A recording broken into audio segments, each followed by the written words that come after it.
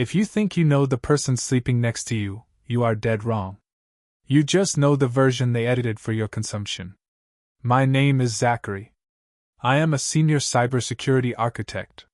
5 months ago, I sat in a dimly lit room and watched my wife on a live, high-definition camera stream inside our own home. She was not alone. If you appreciate stories where justice is served not through mindless rage, but through cold, calculating intelligence, take a second to like this video and subscribe to the channel. This is not one of those regular betrayed cheater stories where the husband breaks down, screams, and smashes the windshield of a car. No. I did not shed a single tear. I did not drive home to confront them. I just sat there, watched the screen, and started cataloging their assets. Because when you cross a man who maps digital networks for a living, you do not just lose your marriage. You lose your entire future. My wife, Alexis, is a lifestyle influencer. To her 2 million followers on Instagram and TikTok, she represents the pinnacle of suburban perfection. Her brand is built on organic cooking, soft pastel aesthetics, and snippets of her peaceful, supportive marriage with me. She handles the front-facing marketing. I handle the finances. My 6-figure tech salary and early investments in cloud infrastructure funded her studio, her designer wardrobe, and our 5-bedroom smart home in Bellevue, Washington. I designed that house myself.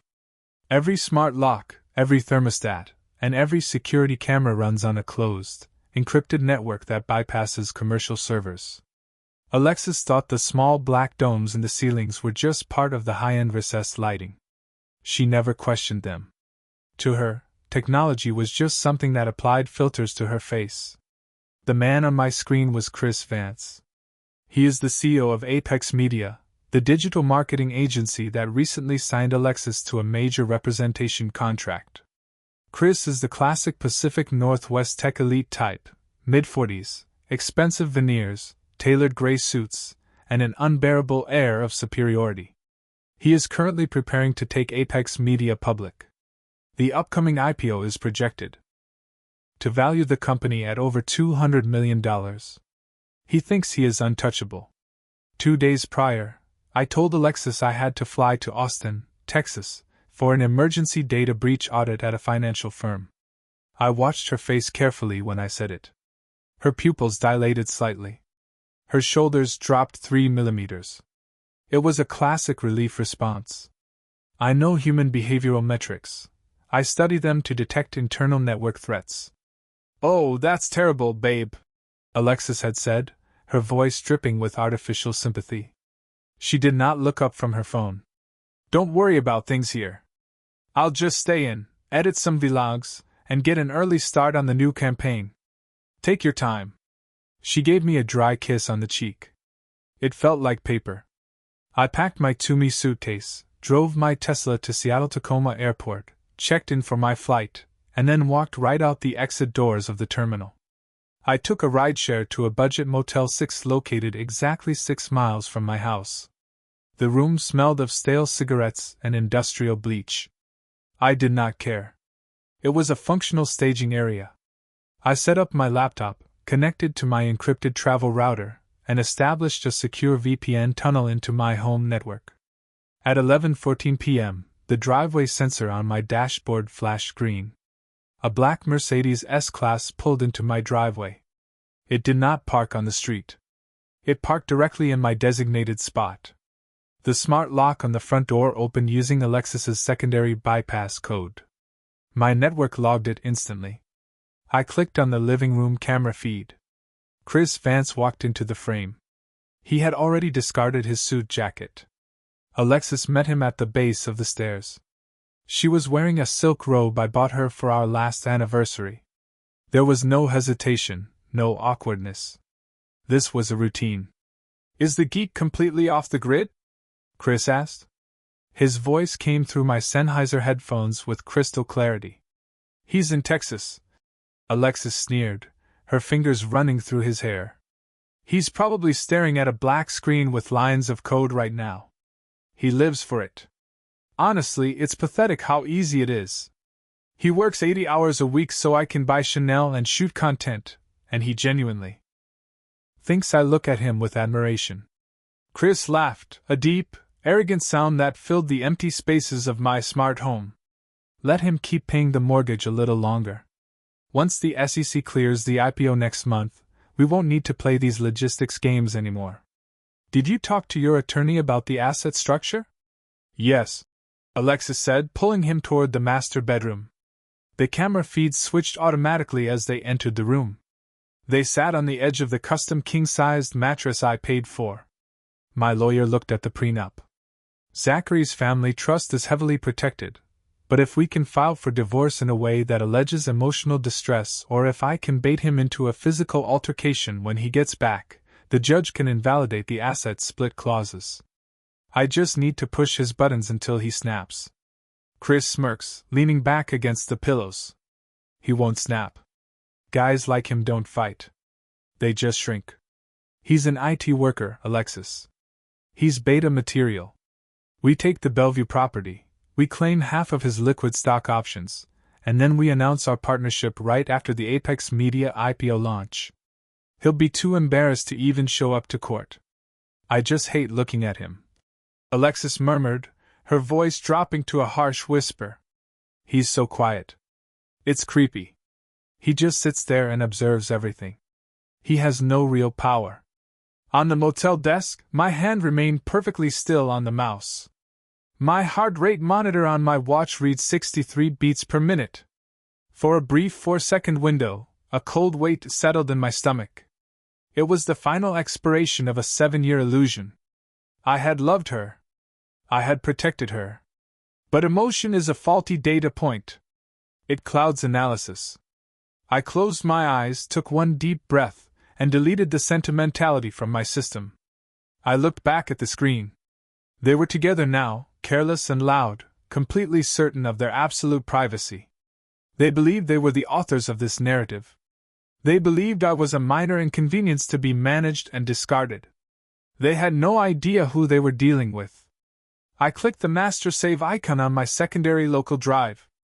The raw 4K video file began downloading, creating an unassailable digital ledger of their infidelity. But that was just the baseline. A simple affair tape is only worth so much in a Washington state divorce court. It doesn't stop asset division entirely. I needed more. I opened my network traffic analyzer. Because Chris Vance had connected his personal iPhone to my home's hidden guest Wi-Fi network during his previous uninvited visits, his device had automatically completed a handshake protocol the moment he entered the house tonight. My home network is unique. It runs a custom-coded script I wrote to protect my proprietary consulting data. The script automatically clones the device logs and basic data packets of any unrecognized device that maintains a connection for more than 10 minutes. A progress bar appeared on my laptop screen, syncing device data logs. iPhone_Vance_09. I leaned back in the cheap motel chair and watched the percentage counter rise. Chris Vance thought he was a shark swimming in a shallow pond. He didn't realize he had just jumped directly into an industrial meat grinder. The digital ledger did not lie. As a cybersecurity architect, I look at the world through raw data. Humans are volatile, emotional, and unpredictable. Data is clean. Data leaves footprints. The file transfer from Chris Vance's cloned phone profile completed at exactly 2:43 a.m. I sat in that cramped Motel 6 room, the harsh green light of my ThinkPad reflecting off my glasses, and began sorting through the harvest. What people fail to realize about narcissistic corporate executives like Chris is their absolute incompetence regarding basic digital security. They spend millions on high-end corporate firewalls for their offices, yet they connect to a private residential Wi-Fi network using a password their teenage child created for an online gaming console. They assume an expensive custom suit, a luxury car, and an aggressive tone of voice make them invisible. They are wrong. They are remarkably exposed. I peeled through his unencrypted WhatsApp databases, cached email headers, and financial spreadsheets. What I uncovered went far deeper than a simple workplace affair. Chris Vance was playing a high-stakes, multi-million-dollar shell game. Apex Media's upcoming IPO was entirely a house of cards. He was artificially inflating the company's valuation by routing money through offshore accounts in the Cayman Islands, then back into Apex as advertising revenue from fake digital marketing clients. And my wife was his primary conduit. Alexis had established 3 separate limited liability companies over the past 12 months. She told me they were for her clothing and boutique merchandise lines. They weren't. They were corporate filters designed to launder money. Chris was systematically moving company funds into her LLCs, which she then routed into a private offshore account in Belize. They were stripping capital from Apex Media right before the public offering, planning to leave the public investors holding an empty bag while they bolted with $30 million of unbacked equity. Worse, Alexis had been downloading proprietary client lists and confidential algorithmic data from Apex's biggest competitor, Vanguard Digital. Chris had used her influencer status to get her a guest speaking spot at Vanguard's headquarters 3 weeks ago. While there, she plugged an infected USB drive into a presentation computer. She was committing corporate espionage for him. She was doing the dirty work because she believed she was untouchable, wrapped in the protective blanket of his corporate power.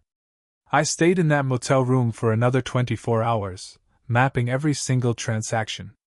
I downloaded bank statements, IP routing logs, and signed wire transfers. I printed 3 physical copies. One went to a secure safety deposit box at a bank 3 towns over. One went to my attorney. The third stayed locked in my mind. On Tuesday afternoon, I checked out of the motel. I drove back to Bellevue. The house was immaculate when I walked in. The scent of lavender and expensive floor wax filled the air. Alexis was sitting at the marble kitchen island, sipping an iced matcha latte, her iPad propped up in front of her. She looked like a portrait of domestic bliss. She was wearing an oversized cashmere sweater, the picture-perfect image of a suburban wife. "Zachary! You're back early," she said. Her face adjusted instantly into a bright, welcoming smile. It was the exact same expression she used for her sponsored unboxing videos. "How was Texas? Did you fix the big bad data leak?" "We patched it," I said. I set my suitcase down by the door. My voice was level. I walked over and kissed her forehead. Her skin felt cold, like marble. "The system is secure now. No more leaks." She leaned back, tilting her head with a look of masked condescension. She looked at my wrinkled button-down shirt and my practical shoes. "Good. Because frankly, listening to you talk about servers is exhausting. You look tired, sweetie. You always look so gray when you come back from those trips. You really need to start taking care of your appearance. Chris says a man's brand is his visual currency. But I guess in your line of work, nobody cares if you look like a basement dweller." There it was. The bait. She was trying to grate on my nerves. She wanted me to snap, to yell, to give her a recording of a hostile husband for her custody and asset hearings. She needed me to be the villain so her lawyer could invalidate our prenup based on emotional cruelty. I simply smiled and poured myself a cup of black coffee. "Chris sounds like a very observant businessman." Her smile faltered for a fraction of a second. The micro-expression lasted less than 200 milliseconds, but I caught it. She wasn't expecting compliance. She wanted resistance. She needed me to fight back so she could play the victim. "He is," she snapped, her tone sharpening as she realized her insult hadn't landed. "He's taking Apex public next month. We're actually having a huge gala at the Fairmont Olympic Hotel to celebrate the IPO launch. I need you to wear something decent. Don't embarrass me in front of the board members and the tech investors."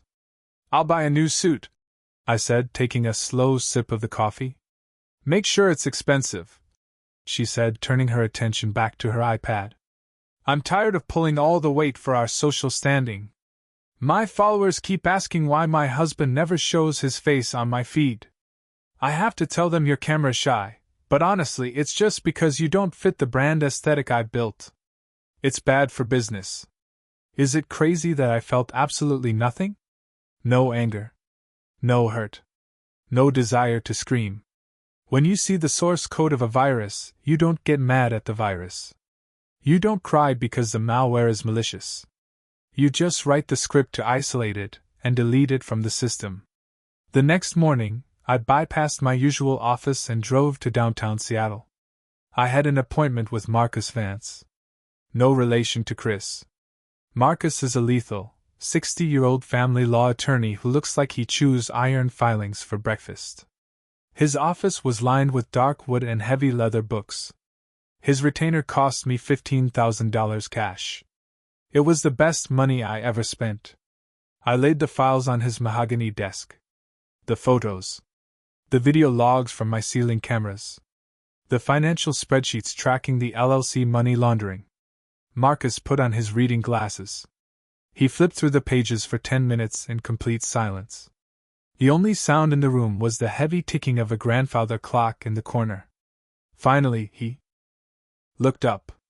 A slow, predatory grin spread across his weathered face. "Mr. Miller," Marcus said, tapping his gold pen against the edge of the desk. "Usually, husbands bring me sloppy text messages, lipstick stains, and credit card receipts from cheap motels. You have brought me a federal indictment.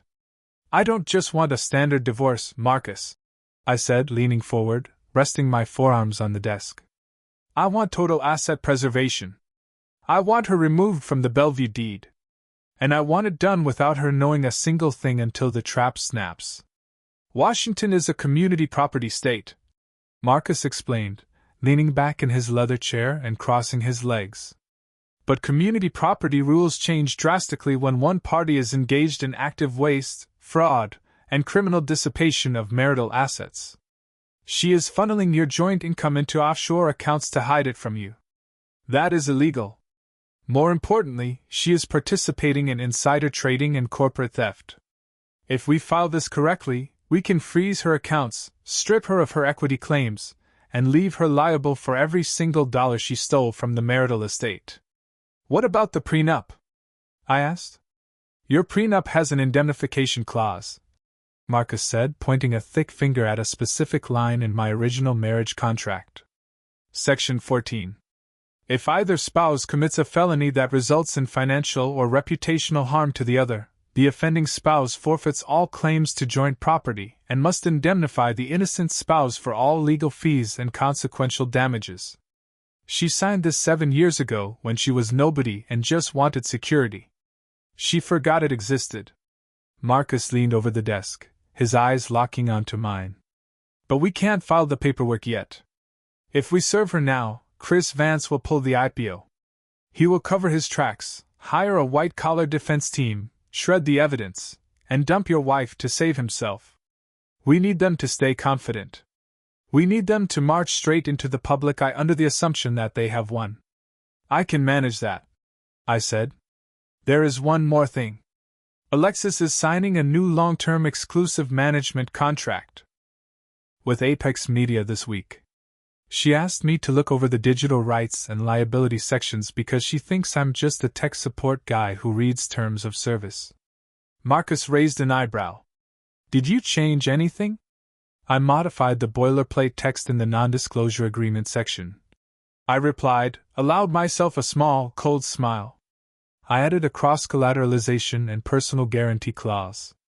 It states that if the talent, Alexis, engages in any unauthorized disclosure or data transmission that causes reputational or regulatory damage to the agency or its partners, she assumes 100% personal financial liability, backed by her personal real estate holdings. And vice versa. If Apex Media faces a regulatory shutdown due to internal fraud, all assets under her LLCs are automatically liquidated to pay out the contract's operational damages to a designated third-party security auditor. "And who is that third-party auditor?" Marcus asked, his interest piqued. "A newly formed consulting firm based in Delaware," I said. "Owned entirely by a blind trust. And I am the sole beneficiary of that trust." Marcus let out a sharp, dry bark of laughter. It was a terrifying sound. "You inserted a dead man's switch into her own career contract. If Chris falls, she falls. And all her liquidated money flows directly back into your pockets. Exactly. She wants a partner with power.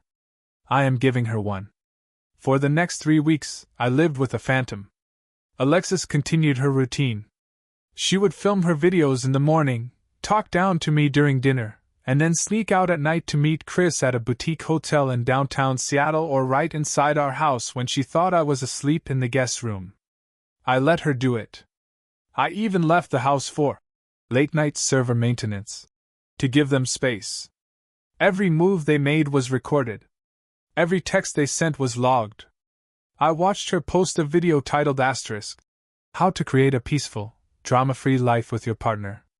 The comment section was full of young women praising her for finding such a stable, gentle husband. I read those comments while sitting at my desk, looking at the draft of the anonymous tip I was preparing for the SEC and the FBI's Cybercrimes Division. Let me ask you a question. If you discovered your partner was plotting to ruin you financially, to strip you of your home, and to paint you as an abuser in court just to clear her path to a wealthier man, would you warn her? Would you give her a chance to repent? Or would you sit back and watch her tie the noose around her own neck? Some might say what I did was cruel. They might argue that letting my wife walk blindly into a federal prison sentence makes me just as toxic as her. But I look at it mathematically. She chose to introduce criminal fraud into our marriage. I am simply letting the variable run its course to its logical conclusion. On Friday night, Alexis came into my home office. She was wearing a stunning emerald green gown. She looked beautiful. The kind of beauty that sells products and deceives millions. The Apex Media Gala is tomorrow night at the Fairmont, she said, checking her manicure. Chris sent over the final VIP guest list. I put you at table 12, near the back. The front tables are for the high-net-worth investors and the institutional tech brokers. Try not to talk too much to them, okay? They talk about global markets, not router firmware. Table 12 is fine, I said, without looking up from my screen. Did you get that suit? She asked, her voice laced with that familiar, stinging impatience. I did, I said. It's black. Classic. Whatever. She sighed, turning on her high heels. Just make sure you shave. Chris will be introducing me as the new face of Apex Digital Lifestyle during the keynote speech. The media will be taking photos. I don't want any stains on my presentation. Everything will be pristine, Alexis, I murmured. I promise you. She closed the door behind her with a sharp click. I waited until the sound of her footsteps faded down the hallway. Then I turned to my computer. I opened an encrypted Tor browser window. I attached the 40-gigabyte file containing Chris Vance's phone logs, the offshore banking transactions, the internal Vanguard digital data theft logs, and the complete paper trail of their financial fraud. I filled out the digital submission forms for the Securities and Exchange Commission Enforcement Division and the Federal Bureau of Investigation Seattle Field Office. My finger hovered over the Enter key. Tomorrow night, Chris Vance expected to stand before the wealthiest investors in the state and announce a $200 million public offering. Alexis expected to stand beside him, cementing her status as a high society elite, while planning to strip me of my dignity in a rigged divorce court. They thought they had played the perfect game against a weak, compliant opponent. I pressed the key. File transmitted successfully. The chess pieces were locked in place. The timer was running down. And tomorrow night, at the peak of their arrogant display, I was going to tip the board over. The Fairmont Olympic Hotel was a cathedral of old Seattle wealth. High gilded ceilings, massive crystal chandeliers, and walls polished to a mirror finish decorated the space. Hundreds of tech brokers, hedge fund managers, and media executives filled the grand ballroom tonight. I walked through the security checkpoints at exactly 6:45 p.m. My custom-tailored black suit fit perfectly, though nobody noticed my arrival. In a room full of Brioni and Tom Ford, a quiet black suit is completely invisible. That was my exact intent for this evening. I wanted to blend into the scenery perfectly without any visible distractions. Alexis was already there when I walked inside. She had arrived 2 hours early with her own media team to manage the red carpet lighting setup. When I found her near the VIP lounge, she looked radiant in her emerald gown. She was surrounded by a cluster of lifestyle journalists who were hanging on her every word. She looked past my shoulder as I approached, her eyes scanning the room for more important faces before they finally settled on me with a flicker of intense annoyance. She clearly did not want me disrupting her corporate media moment here tonight. "You're late," she whispered, her voice sharp enough to cut glass, though her smile remained frozen for a nearby photographer. "And you didn't style your hair the way I told you to." "Whatever. Just go to your table. You're at the back. Table 12. Don't wander around the investor VIP section, Zachary. Chris is finalizing a massive $40 million institutional block trade right now. He does not need a systems architect hovering around his wealthy clients asking about server latency. Just stay completely out of our personal way and do not make any scenes here tonight." "Understood," I said. My voice was a completely flat line. I looked directly at her expensive earrings. They were brilliant platinum diamonds. They were paid for entirely by my last quarterly corporate bonus, which she had immediately categorized as an essential brand investment for her public image. I turned away from her without another word. I walked alone across the crowded floor. I needed to find my assigned seat. I didn't care that she was treating me like an embarrassing piece of baggage. Her superficial perception of my worth was no longer relevant to my system calculations or my life. Table 12 was located deep in the shadow of a massive marble pillar, directly adjacent to the service kitchen doors. The lighting was remarkably poor. The air smelled faintly of roasted garlic and industrial dishwashing chemicals from the kitchen.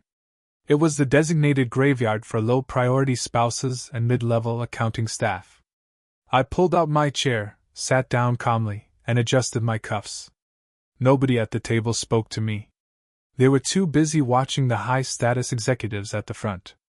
I preferred the silence. It allowed me to focus on the upcoming execution timeline of revenge.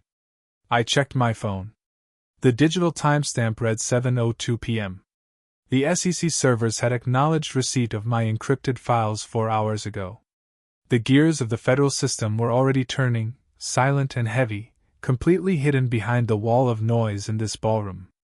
I looked toward the stage where the AV team was testing the main display. Everything was functioning correctly. My remote script was resting quietly on the local network, waiting for my signal. I took a slow sip of my water. The countdown was proceeding exactly as planned. Nothing could halt it now at all tonight. At 7:20 p.m., the heavy scent of expensive cologne preceded them. Chris Vance walked toward my table, his hand resting casually on the small of Alexis's back. It was an intentional display of ownership. He held a glass of 20-year-old Macallan in his other hand. His teeth were blindingly white under the ballroom lights. Alexis looked down at me, her expression a toxic mix of pity and triumph. They wanted an audience for my humiliation. They wanted to see me flinch under their combined gaze. I simply stared back, keeping my expression entirely vacant and completely cold tonight. "Zachary," Chris said, his voice booming with the practiced warmth of a professional fundraiser. He didn't offer his hand. He just looked at my poor place setting near the kitchen. "They put you all the way back here? Unfortunate. But then again, the seating algorithm is always based on market cap contribution. The tech guys usually prefer the dark anyway, right? You look comfortable back here in the shadows." He chuckled softly, swirling his liquor. Alexis chimed in, her voice dripping with condescension as she adjusted her posture. "He loves the dark, Chris. It's his only natural habitat in life." "The lighting is efficient," I replied. I didn't stand up. I kept my hands folded neatly on the white tablecloth. I looked directly into his eyes, reading the micro flashes of his facial muscles. His jaw was tight. He was riding a massive adrenaline high, completely fueled by the delusion of imminent wealth. He believed he was a master of the universe tonight. I let him enjoy the feeling. The higher his ego soared, the harder his eventual crash would be. I remained perfectly calm, an observer recording data points before executing the final destructive network command line of code. Alexis let out another soft, mocking laugh. Don't bother, Chris. Zachary doesn't understand high society logistics. He thinks a gala is just a meeting with better food. She leaned closer to the table, her eyes narrowing as she looked at me. I need to be honest with you, Zachary. Tonight changes everything for us. After Chris introduces me on that stage, my digital footprint is going global. My brand is expanding into luxury asset spaces. I will be moving in completely different social circles now. You simply cannot keep up with my new lifestyle anymore from this specific day forward. Chris smirked, swirling his glass. She's right, man. Your tech job doesn't match where we are going. Alexis nodded in total agreement, her eyes cold. I've already spoken to my legal counsel, Zachary. We are going to restructure our living arrangements after the weekend. I'm taking the Bellevue house for my studio content. You can find an apartment closer to your server farms. It completely suits your lifestyle better anyway. They stood there, waiting for me to snap, waiting for an aggressive reaction to record. I simply took a slow sip of water and maintained my total absolute silence tonight. We have a corporate company to launch, tech boy. Chris mocked, leaning close. Enjoy your lonely chicken dinner. They turned and walked away toward the VIP stage area. I watched their retreat. Alexis shifted her hips in her emerald dress, entirely convinced she had won the opening asset battle. I reached slowly into my interior suit jacket pocket. I pulled out a thick, legal-sized white envelope. Inside were the certified divorce petitions, emergency asset injunctions, and the personal liability enforcement notices prepared by Marcus Vance. The paper trail was dense, legally binding, and ready for immediate deployment right here. I stood up from table 12. My movements were slow, deliberate, and entirely calm. I walked through the crowded room, navigating effortlessly between tables of clapping investors. I intercepted Alexis just as she reached the steps leading up to the main stage. Chris had already walked to the podium, adjusting the microphone. Alexis, I said quietly. She turned around, her face twisting into immediate hushed fury. What are you doing here? Get back before someone important sees you talking to me. You are embarrassing me in front of the board. I pressed the white envelope firmly into her hands. This is a personal delivery for you, I murmured calmly. She blinked, looking at the court text. Chris noticed the disruption and walked down the steps. What is this, Zachary? Alexis handed him the papers with an arrogant sneer. It's a divorce filing, Chris. He thinks this little piece of paper scares me. Chris glanced at the front page, letting out a loud, mocking laugh that drew the attention of nearby investors. A divorce petition? On our IPO launch night? You absolute idiot. This changes nothing. You just saved us the trouble of filing first. This makes you look completely vindictive in front of everyone. Security, come remove him now. 2 burly guards moved toward us. Chris tossed the legal document onto a cocktail table-like piece of garbage. He turned to Alexis, patting her shoulder. Don't let him ruin your big moment, babe. He's completely done. We own everything. Alexis smiled triumphantly. Goodbye, Zachary. Enjoy your cheap new apartment. I didn't resist the guards. I raised my arm, checked my watch, and saw it read exactly 7:56 p.m. The main screen flickered to life. Enjoy your presentation, I murmured softly. I turned around and walked calmly toward the grand ballroom exit doors, leaving them to their final temporary delusion. I did not leave the hotel. I simply walked to the back of the grand ballroom, past the security guards who were looking at their phones, and stepped onto the mezzanine balcony. From this elevated vantage point, I could see the entire layout of the room. It was a perfect bird's-eye view of the chessboard. Below me, 300 wealthy investors sat at linen-covered tables, their faces illuminated by the soft amber glow of the table lamps. On stage, Chris Vance stood behind the mahogany podium, adjusting his microphone. Alexis stood exactly 3 feet behind him to his left, her posture perfect, her emerald gown catching the light. She smiled at the primary media camera. She looked like a woman who had just conquered the world. "Ladies and gentlemen, tech innovators and institutional partners," Chris's voice boomed through the high-end L-acoustics sound system. He paused, letting his practiced, confident smile wash over the audience. "Tonight, we are not just celebrating the launch of Apex Media's public offering. We are celebrating the future of digital asset monetization. We have built an ecosystem that is transparent, highly scalable, and completely disruptive." I reached into my pocket, pulled out my modified iPhone, and opened the custom terminal app. My finger hovered over the digital macro button labeled execute_override.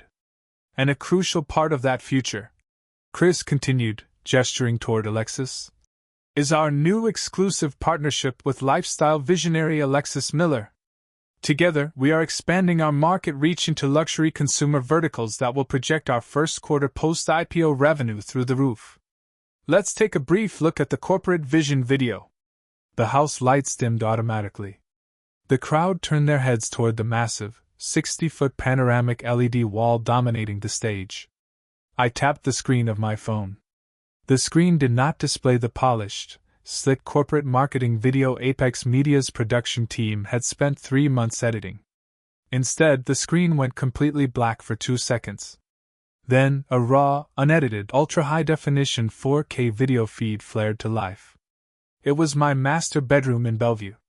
The audio system did not play the inspiring orchestral music Chris expected. Instead, the room was filled with the sharp, crystal-clear sound of Alexis's laughter echoing from the ceiling speakers. On the screen, Chris Vance was visible on the edge of my custom king-sized mattress, his suit jacket discarded. Alexis was wrapped in the silk robe. The silence that hit the grand ballroom was instantaneous and heavy. It was a vacuum of absolute shock. Nobody moved. Nobody breathed. "Is the geek completely off the grid?" Chris's voice boomed from the speakers, raw and loud. "He's in Texas," Alexis's digital image replied on screen, her fingers running through his hair. "He's probably staring at a black screen with lines of code right now. He lives for it. Honestly, it's pathetic how easy it is. He works 80 hours a week so I can buy Chanel and shoot content, and he genuinely thinks I look at him with admiration." On stage, Chris Vance froze.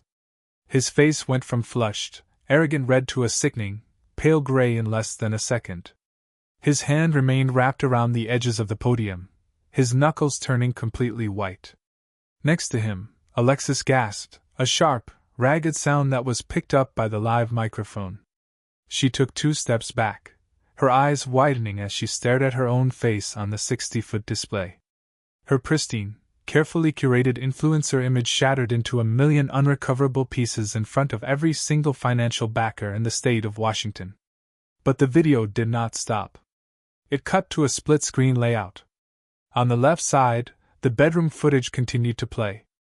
On the right side, a rapidly scrolling document ledger appeared. It displayed bank routing numbers, wire transfer confirmations from the Cayman Islands, and the corporate registration files for Alexis's 3 shell company LLCs. High-brightness red text highlighted the $30 million of laundered capital. Below that, the screen displayed confidential, watermarked source code and proprietary client list stolen from Vanguard Digital, accompanied by IP logs tracking the transmission directly to Chris Vance's personal office server. The ballroom erupted into absolute chaos. Investors stood up from their tables yelling.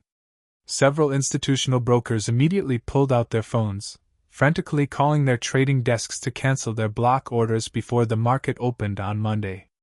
Chris slammed his hands down on the podium, screaming toward the back of the room. "Turn it off! Cut the power! Technical team, shut the system down right now!" The technical team couldn't shut it down. My script had completely locked the local AV server's root directory. The control console was entirely non-responsive. Suddenly, the heavy double doors at the main entrance of the ballroom swung open. 8 men and women in dark blue windbreakers walked into the room in a tight, professional formation. The bold, yellow letters on their backs read FBI. They were accompanied by 3 investigators from the Securities and Exchange Commission Enforcement Division. The lead agent, a tall man with an expressionless face, walked directly down the center aisle toward the stage. The crowd parted for them like water. Alexis began to shake violently. She looked around the room for an exit, but the side doors were already secured by hotel security and federal officers. She looked up at the mezzanine, her eyes scanning the dark balcony until they finally locked onto me. I stood directly beneath the exit light, my hands resting calmly on the brass railing. I did not smile. I did not wave. I just looked down at her with the cold, unyielding gaze of a judge delivering a final verdict. She realized everything in that exact metric moment. She realized the Austin trip was a ghost. She realized the quiet husband who sat in the shadows had been recording every single breath she took for months. Chris Vance tried to step down from the stage, his hands raised in a defensive posture as the FBI agents surrounded the steps. "Agents, there has been a significant data breach here. This is a targeted cyber attack on my corporate infrastructure. The information on that screen is completely falsified by a hostile actor."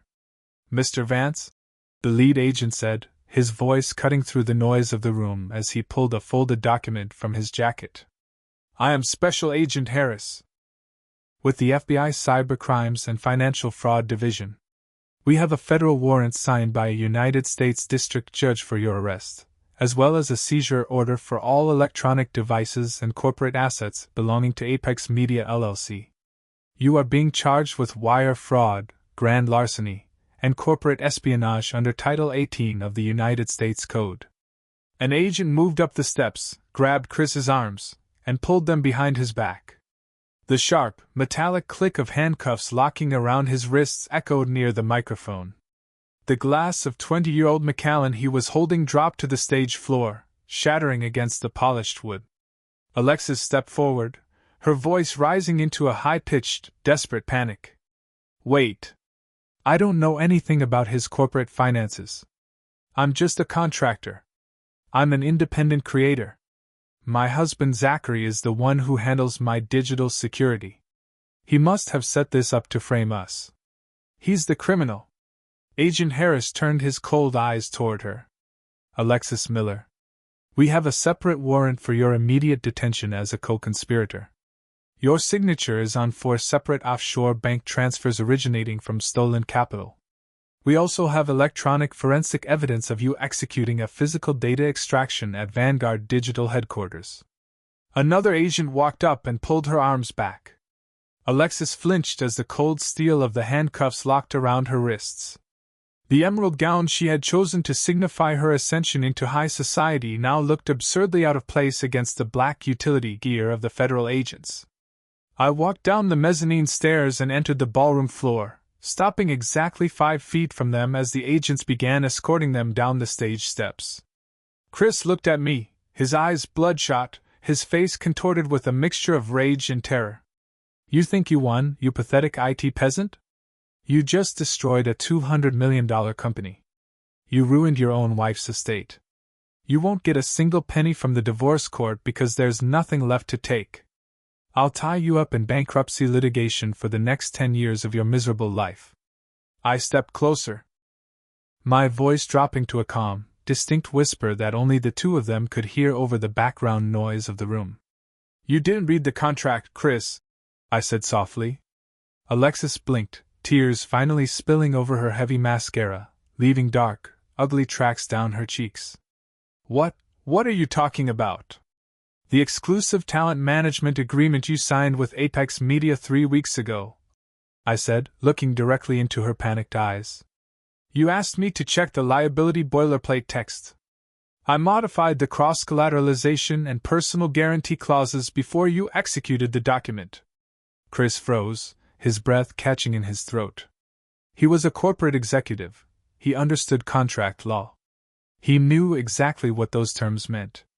"The contract states," I continued, allowed a faint, my smirk to appear on my face, "that if either party engages in criminal fraud or unauthorized data transmission that results in regulatory shutdown, the offending parties assume absolute, personal financial liability for all operational damages. Because you both signed the personal guarantee riders, your corporate limited liability shield is completely void. Alexis looked like she was about to faint. Her knees buckled slightly, and an agent had to hold her elbow to keep her upright. Zachary, please. All of your LLC accounts, your influencer brand equity, and your half of the Bellevue property deed are currently being liquidated under an automatic enforcement clause. I murmured, my voice devoid of any warmth. The funds are being transferred directly to a third-party security auditing firm to cover the liquidated damages outlined in the agreement. That firm is a Delaware blind trust. I leaned in slightly closer to Chris, whose eyes were wide with a terror that went deeper than the fear of a prison sentence. He realized he wasn't just going to jail. He was completely broke. I am the sole beneficiary of that trust, Chris, I whispered. You didn't take my assets. You spent the last year using your own company to launder $30 million straight into my pocket. You didn't play me. You worked for me. Chris let out a low, strangled sound, a mix of a sob and a gasp. His legs gave out entirely, and the two federal agents had to physically drag his heavy body across the carpeted floor toward the exit doors. Alexis followed behind him, her head hanging down, her body shaking with convulsive, silent sobs as the elite investors of Seattle watched her get paraded out like a common thief. I stood alone at the base of the stage, watching the double doors close behind them. The room was still chaotic, but to me, the data stream had finally cleared. The network was secure. The threat had been permanently neutralized. The fallout was swift, digital, and absolute. By Monday morning, the Seattle Times ran the story on the front page: Apex Media CEO arrested for fraud and espionage at Gala. TechCrunch and Forbes followed within minutes, publishing detailed breakdowns of the leaked spreadsheets. The Apex Media public offering did not just fail. It evaporated. The company's board filed for Chapter 11 bankruptcy liquidation before the New York Stock Exchange even opened for morning trading. Alexis's digital empire dissolved even faster. Within 12 hours, her primary Instagram and TikTok accounts were permanently suspended for violating guidelines regarding criminal activity. The sponsors did not just cancel her contracts. They issued public statements condemning her behavior, demanding immediate refunds for previous promotional payouts. Her 2 million followers vanished, replaced by an online mob dissecting the bedroom footage in the comment sections of every gossip website in America. She was thoroughly cancelled. The internet is a cruel machine when it turns on its creators. She had built her life on attention, and now that attention was suffocating her. 3 weeks later, I sat in a sterile deposition room at the King County Superior Court. Marcus Vance sat next to me, a pristine yellow legal pad resting before him. Across the glass table sat Alexis. The expensive emerald gown was gone. She wore a plain gray sweatshirt provided by the county detention facility where she had been held on a $50,000 cash bail. Her hair was unwashed, pulled back into a messy knot. Her skin looked sallow, entirely devoid of the cosmetics she usually relied on to mask her reality. She wouldn't look at me. She kept her eyes fixed on the laminate table, her fingers nervously picking at her cuticles until they bled. Her defense attorney looked exhausted. He turned a page in his folder, cleared his throat, and looked at Marcus. My client is prepared to sign the full asset waiver. She relinquishes all claims to the Bellevue property, the stock portfolios, and the cash reserves. In exchange, we want Mr. Miller to submit a formal declaration to the federal prosecutor stating that he will not pursue civil damages under the personal guarantee clause of the Apex Media contract. Marcus did not look up from his pad. He simply tapped his gold pen. The personal guarantee clause has already been triggered, counsel. The Delaware Trust executed the asset seizure 3 days ago. The King County Sheriff's Office has already processed the deed transfer for the Bellevue house. Your client currently owns nothing. She has no leverage to negotiate a waiver. Alexis suddenly looked up, her eyes wide and frantic. She looked at me, her lower lip trembling with fear and deep resentment. Zachary, please, she rasped, her voice cracking from weeks of stress. You can't do this to me.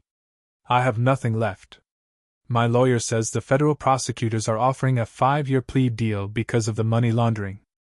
I will lose everything. You loved me once. You bought me that house. You can't just sit there and watch me go to prison without saying a word. I leaned back in my chair. I adjusted my watch.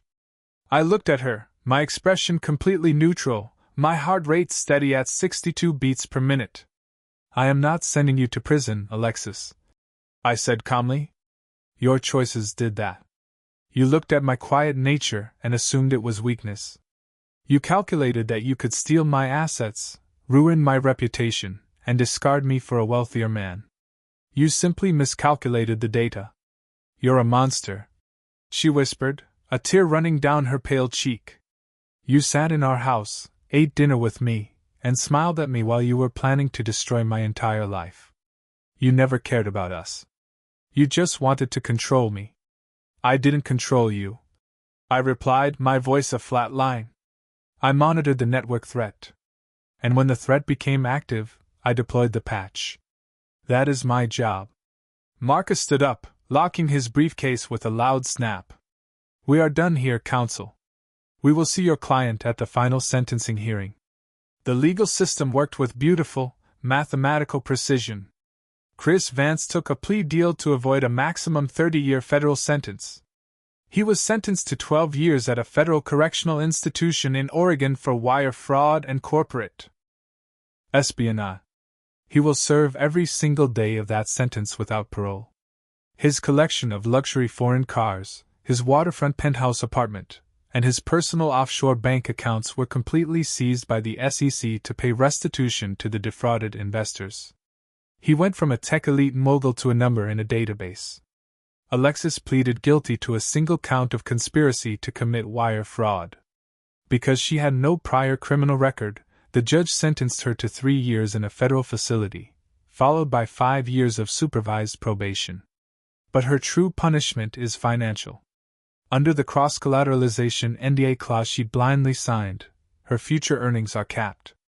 Every dollar she makes for the next 20 years will be automatically garnished and routed directly into my Delaware trust to pay off the $3 million in operational damages she caused. She is completely bankrupted for the remainder of her adult life, leaving her with absolutely nothing. I sold the massive Bellevue smart home last week for $5 million in cash. Right now, I am sitting on the terrace of a private villa in Maui, Hawaii. My secure laptop display shows a clean, verified financial ledger. No threats. Just absolute, uninterrupted silence and ultimate peace. I chose cold mathematical logic over human emotional rage. This leaves a significant question open. Did I go too far by letting the trap snap completely, or did she earn exactly what she calculated? Drop your honest thoughts in the comments below.